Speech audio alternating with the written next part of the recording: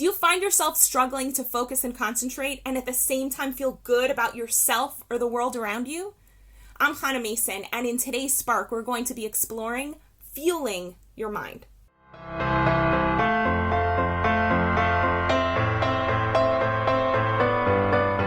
So I mentioned a few videos ago that I had this nasty habit in college of eating Ben & Jerry's almost every day. And not a little bit of Ben & Jerry's, we're talking a full-on pint. And in addition to all of the pounds I gained, I also lost a tremendous amount of self-esteem and got into pretty dark depressive episodes. Now, I understood that Ben & Jerry's was fattening, but I didn't think that there were any other consequences to the food that I was eating and how it might be affecting my mental health. Because you know what? Nobody told me. I went to therapists asking for help, and they never asked me basic questions like, how was my sleep? Was I exercising? What was my diet like? And now, over the past 20 years of research that I've done, I've learned, wow, this stuff has a massive effect on mental health. And so it's something that I share with my clients all the time, and I want to share a little bit about it with you today. So our brains need energy. They burn more energy than any other organ in our body. And we want to make sure that we're fueling our brains so that we can think right and function. Yesterday, I talked about the importance of sleep, and if you missed that video, I highly recommend you watch it. Today, we're going to be talking about diet and how diet affects your mind. Now, the first thing I want to do is just simplify everything, because even though I totally geek out on the science, I know most people, that's not really what they want to spend hundreds of hours doing. So I just want to simplify things into really simple layman's terms. I want you to, for a minute, forget everything that anybody has ever taught you about food or nutrition or health.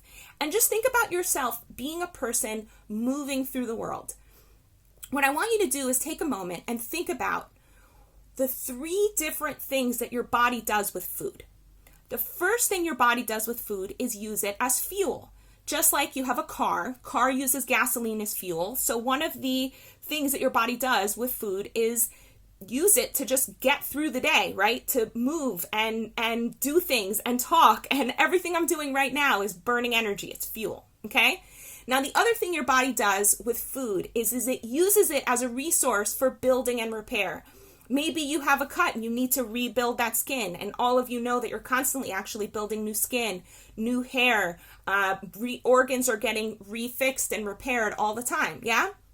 And the third thing your body does with food is use it to lubricate things. So if you think about the boogers you have in your nose and the lining on the inside of your mouth, so you have that inside your body all over the place. You use that as part of your immune system, and it's just part of keeping things smooth and helping things go, right? So you got fuel, repair and building, and lubrication and immune function, okay? Those are the 3 things that your body does with food. Now, I'm not going to get to ask you a question and wait for your response. I'm just going to tell you the experience I've had when I ask people. Just going through your life, what do you experience as being the thing that your body needs the most?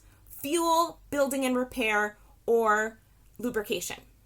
And what people tell me all the time is they think, wow, okay, so I think I need about 70 to 80% of what I eat to go towards fuel, because most of what I do through the day is just get through the day.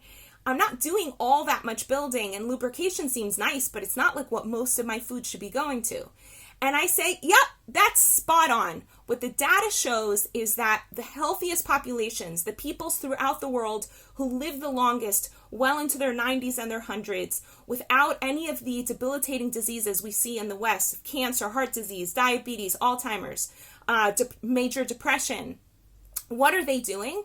They're getting 80% of their calories going towards fuel. Those are carbohydrates. They're getting 10% of their calories going towards building and repair. Those are proteins. And another 10% of their calories going towards lubrication. That's fat. Okay, and we're talking calories here. So for those of you who don't know, there are 4 calories for every gram of carbohydrate, 4 calories for every gram of protein, and 9 calories for every gram of fat, which means that it's not that fat per weight should be 10% of your diet.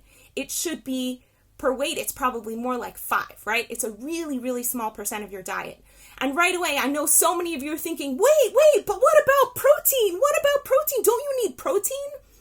So this whole idea of seeking protein comes from a researcher back in the 70s who was trying to figure out how are we going to deal with all the starving children in Africa, and how are we going to feed the world's population, which was really starting to grow at an exponential rate.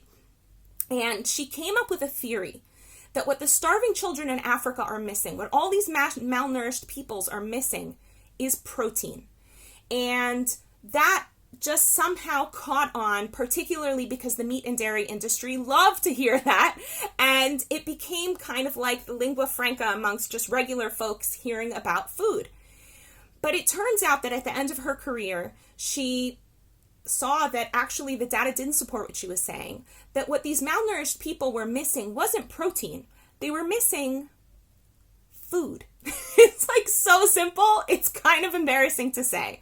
Now what happens is, if you just eat real food, okay, and we're not going to be talking about, I don't know, soda and potato chips, just like real food, fruits, vegetables, nuts, seeds, grains, right? Just food. If you're just eating regular food and you're getting enough calories every day, so for the average woman, it's about 1,500 calories. For the average man, it's about 2,000 calories. If you're getting enough calories every day, you will be getting enough protein. It's almost impossible not to get enough protein. Now, I mentioned earlier, only 10% of your diet needs to be protein. Like even watermelon, which you would think has no protein, has 10% protein, because protein is the building block of life. So anything that's ever been alive is built up of amino acids. So that means you could eat a diet that's just plants. You could eat a diet with lots of berries and potatoes and seeds, and you're getting tons of protein. You don't have to worry about protein. The things you need to worry about are making sure you're getting enough vitamins and minerals. You need lots and lots of vitamins and minerals for all of your organs to function, for your immune system to function, and especially for your brain to function. And where are all the vitamins and minerals and phytonutrients and colors and flavors coming from? They're coming from fruits and vegetables. You know that. You know when you eat a fruit and vegetable, it's just bursting with flavor, and you can see the color, and there's so much fiber in there that's feeding the gut and your bacteria. There's so much awesome stuff going on in plants, and plants at the end of the day feed your brain. Now the thing is that high protein, high fat foods, that can include anything from coconut oil to beef to eggs to milk, okay? High protein, high fat foods. All animal products are almost exclusively protein and fat. Those foods are so off of the ratio that we need. They're so off of even just human breast milk. Human breast milk also follows this 80-10-10 principle. So those foods are so off that what happens is when they go into our bodies, first of all, our bodies get pretty sluggish. And you'll notice when you eat a meal that's like very heavy in beef, or any other animal product, it takes time to digest it. Whereas if you just sit down and have a fruit salad, you'll notice within an hour the digestion's pretty much over, okay? So when you eat a heavy protein, heavy fat meal, it takes a long time to digest. It's taxing on your body. But one really important thing that it does is it produces acid. And that acid wreaks havoc and creates inflammation from head to toe. It creates Alzheimer's, it creates diabetes, it creates heart disease, it creates depression, it creates anxiety, it creates muscular and joint pain like arthritis, creates autoimmune disease. It's really challenging for your body to process all that acid. You have a little bit of acid going through your body once in a while, and your body can process it, and there's all sorts of acidic processes in your body that it's dealing with all the time. But when you tax on a ton of protein and fat onto your diet and into your body, it's just so overwhelming, which is why there's a very strong correlation between people who are dealing with heart disease and diabetes and mental illness. The vast majority of people who are obese, possibly dealing with diabetes, dealing with heart disease, are also on psychotropic medications.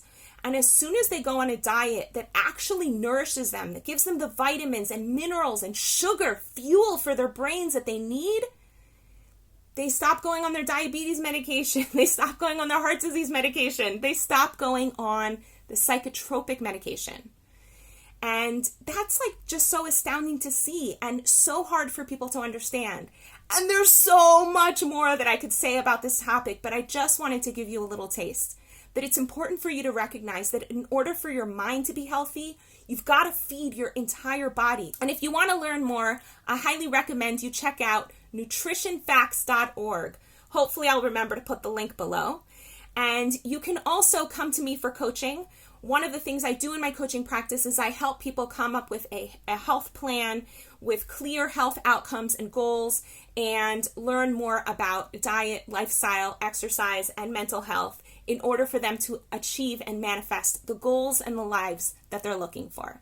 If you're interested in setting up a discovery session, be in touch with me here via Facebook or at my website at hanamason.com. In the meantime, I wish you a beautiful day. Want to experience more clarity, vibrance, and joy in your life? Book a discovery session with Hana at hanamason.com/joy.